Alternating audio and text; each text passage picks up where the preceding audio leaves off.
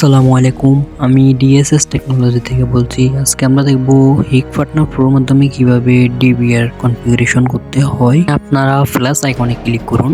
এখন এখানে find device on LAN মানে সেম ল্যানে যেখানে আছে ওইভাবে আমরা করে দেখাবো। আমরা এখানে ডিভাইসটা এখন 30 সেকেন্ড দেখেন ইনঅ্যাক্টিভ দেখাচ্ছে। এরপরে নেক্সটে দিলাম। ডিভাইসটা ক্লিক করার পর আপনারা পাসওয়ার্ড দিবেন। পাসওয়ার্ডটা অবশ্যই পাসওয়ার্ড স্ট্রং হতে হবে, বারবার বলতেছি আপনাদেরকে।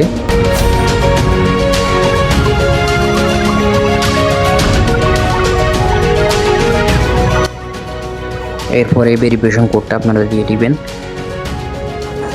এটা আপনাদের পরবর্তীতে হিক কানেক্টের ভিডিও দেখার জন্য লাগবে।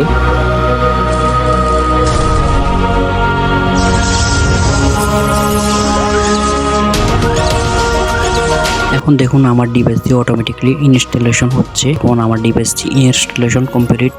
এখন চাইলে এখানে অ্যাড ডিভাইস করতে পারবেন।